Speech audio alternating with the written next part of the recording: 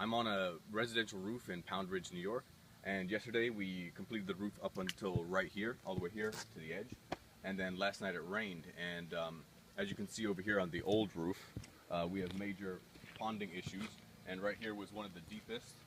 I've already swept all the water off, but right here was the worst, around here and around this skylight. So today I'll be making a channel all the way from right here where the deepest point is, all the way down to the edge of the roof.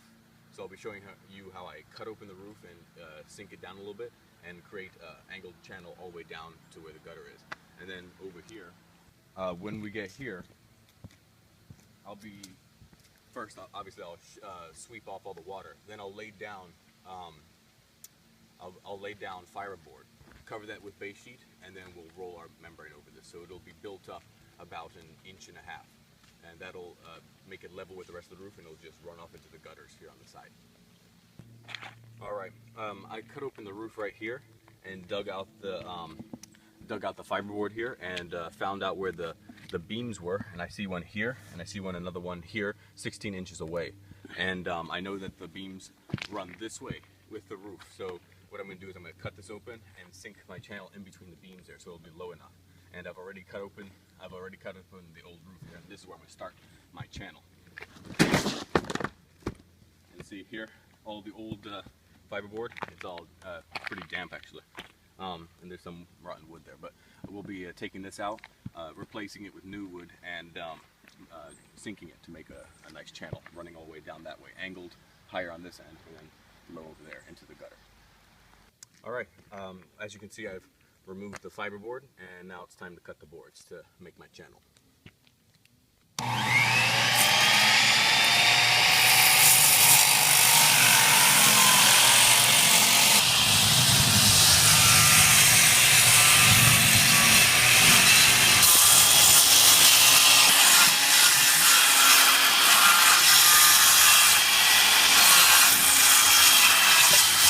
Alright, well, since I've cut out the boards here, I'm able to lower the channel to where I want it to be, but I come now to the fascia board here, which is usually the side of the roof, and this is where we make the scupper. This will be called a scupper once I cut this out, and it'll either pours off the roof or into the gutter, and in this case it's the gutter, and so I can't go any lower than the gutter, so I will have to cut it here, and then I will install my boards here flush with it, and then my membrane will come ever so slightly over, pouring the water straight in.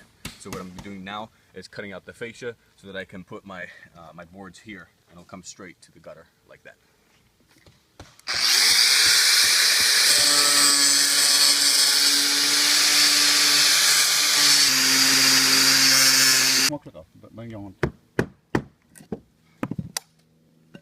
Alright, so you can see now I'm flush with the gutter, and then I'm going to put in my 2x4s here, and then put my plywood here, and then my membrane will just overlap here slightly, and that will be the channel.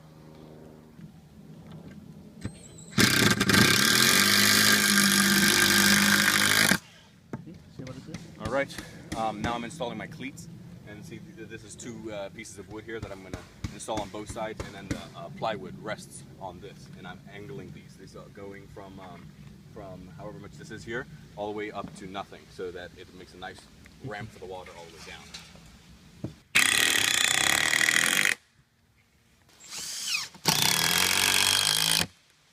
Alright, as you can see, I've just screwed down my plywood to my cleats, and you can see now that this is the floor of my channel.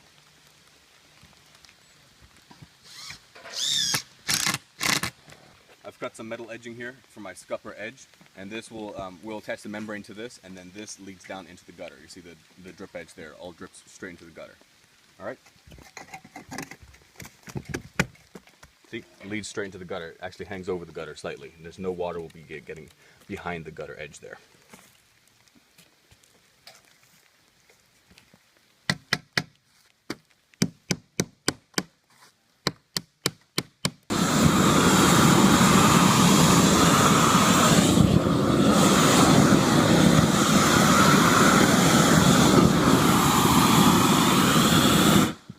Now it's time to install our membrane into the channel.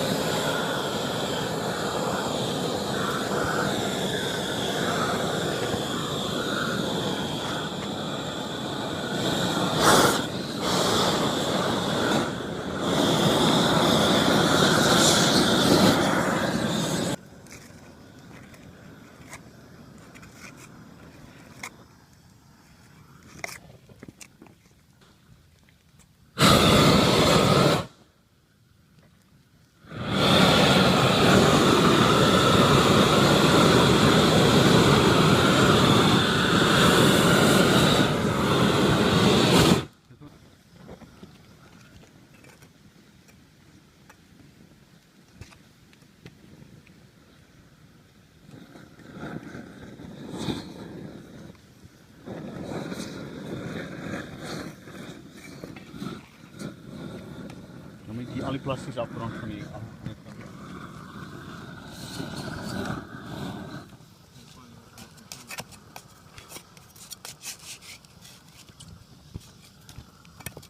Alright, so as you can see here, the channel is now complete, and we brought the membrane all the way, like a foot, 2 feet out, so that when the rest of the membrane comes this way, like one line of it can now be adhered on both sides of this channel, melted to it, nice big seam right here, so it all becomes one piece. This will be completely watertight here.